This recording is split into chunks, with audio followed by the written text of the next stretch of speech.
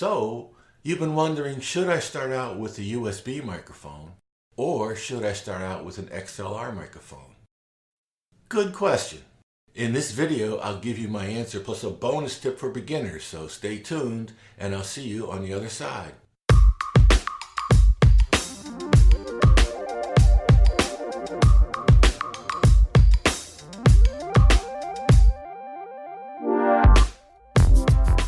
Yeah, so there's many types of microphones, right? And the price points can go anywhere from, like under $100 to thousands of dollars. Microphones that you would find in a professional recording studio, can go into the thousands.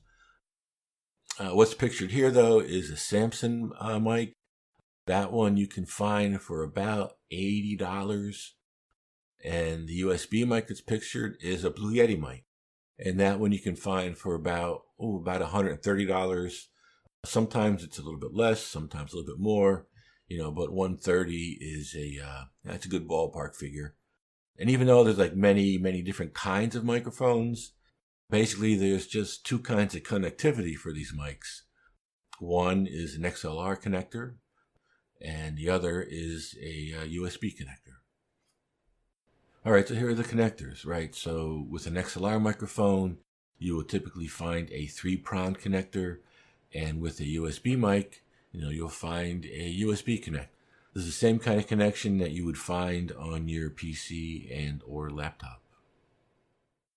So let's take a look at the XLR mic setup. Okay, so the first thing is, your recording software is going to be on your PC or laptop, and in the audio field, recording software is referred to as a DAW, which stands for Digital Audio Workstation. Now there's a number of these out on the net. There's a number that are sold commercially, but that's just, a whole nother, tutorial. But what we can see with the XLR mic is that a 3-prong connector is not going to fit into a USB port, right? So that means, we're going to need another piece of equipment to establish the connection from the microphone to the recording software. So this extra piece of equipment is typically an audio interface. So you can see from the picture, the mics connect to the front of the audio interface, and then you connect the audio interface to your PC or laptop with the USB cable. And so in that way, you establish the connectivity chain from your microphone to your recording software. Now, an audio interface does much more than just solve the connectivity issue. And actually, that's kind of like a side feature. The main purpose of the audio interface is to improve the sound, so to speak, as it travels from your microphone to your recording software.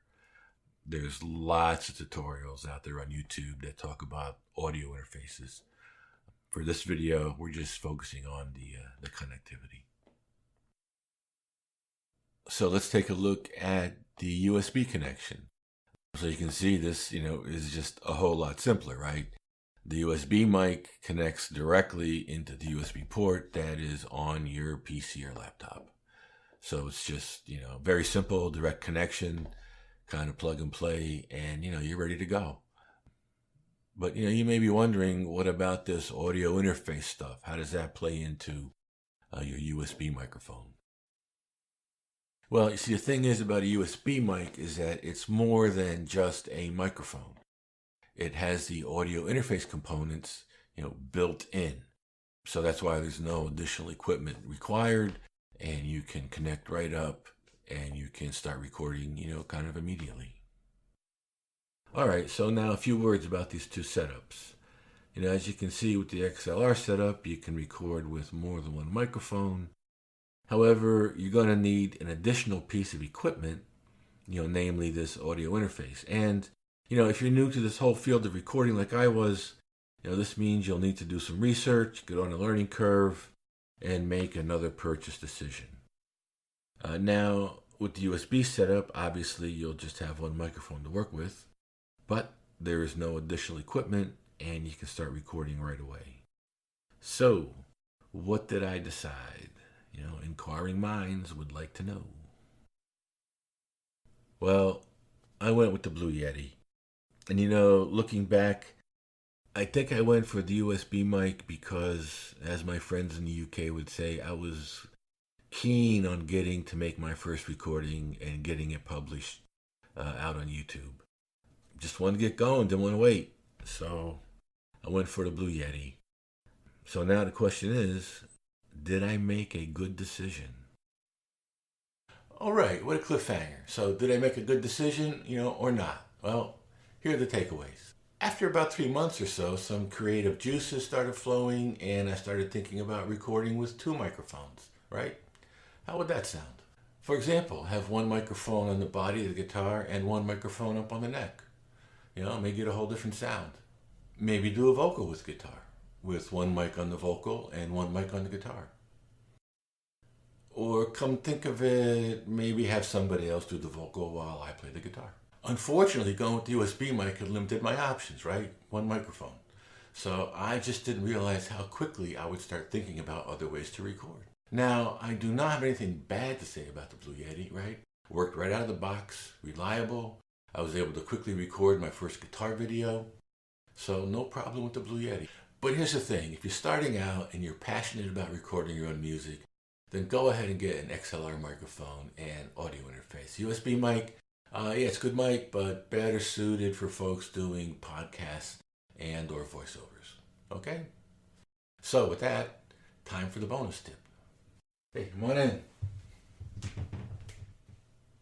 All right, got it. So, after a while, I realized there was a real limit to how much I could learn by diving into YouTube videos and reading articles. And getting professionally trained, well, that could run into maybe hundreds or thousands of dollars. So I eventually checked out my local community college, and sure enough, there were a couple of audio courses that they offered.